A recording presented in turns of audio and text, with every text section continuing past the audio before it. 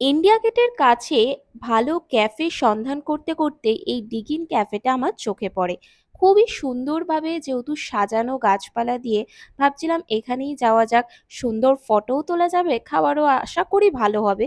তো এখানে এসে সত্যি ভাইবসটা তো আমার প্রথমে খুবই ভালো লেগেছে। এখানে ইনডোর আউটডোর দুটো সিটিং এ অ্যাভেলেবেল, যেহেতু বেশ ভালোই গরম ছিল, আমরা ইনডোর সিটিং এই বসেছিলাম। আর দেখতে পাচ্ছ কতটা ভিড় ছিল, বেশ ভালো ভিড় ছিল ক্যাফেটাতে। গিয়েই প্রথমে অর্ডার করে দিয়েছিলাম দুটো মোহিতো, একটা হচ্ছে স্ট্রবেরি মোহিতো আর একটা ছিল মিন্ট মোহিতো। এখানে মেনলি তোমরা ওয়াল পেন্টিং থেকে শুরু করে সবকিছু দেখতে পাচ্ছ, নেচারকে কিন্তু দেখানো হয়েছে। সত্যি মানে আমার খুব ভালো লাগছিল ভাইবসটা এখানে, খুবই সুন্দর। আর এখানে দুটো মজিতো প্রথমে নিয়েছিলাম, বেশ ভালোই ছিল। তারপরে যেটা মেন কোর্সে অর্ডার করেছিলাম সেটাও খুব তাড়াতাড়ি চলে এসেছিল।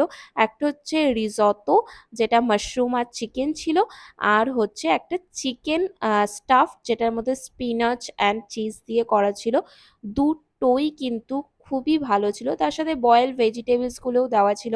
দেখতেই পাচ্ছ, বাড়িতে নর্মালি ভেজিটেবলস খেতে মানে একদম মুখ উল্টে যায় আমার, মানে তখন আমার খেতে ইচ্ছা করে না। বাট এরকম ক্যাফেতে এসে সুন্দরভাবে কাটিং করে দিলে, মানে সাজিয়ে দিলে খেতে তখন ভালোই লাগে, এটাই হচ্ছে ব্যাপার। আমার এই স্টাফ চিকেনের এই প্রিপারেশনটা আমার খুবই ভালো লেগেছে।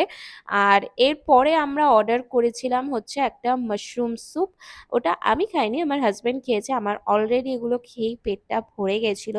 আমি ওয়েট করছিলাম ডেজার্টের জন্য। আমি কোনো ক্যাফেতে গেলে চেষ্টা করি ওখানে কি ফেমাস ডেজার্ট আছে সেটা ট্রাই করার। তো ওরাই ওখানে সাজেস্ট করলো যে এই পাইনাপেল আপসাইড ডাউনটা আপনি ট্রাই করতে পারেন। তো ভাবলাম চলো তাহলে ট্রাই করা যাক, উইথ আইসক্রিমও ছিল।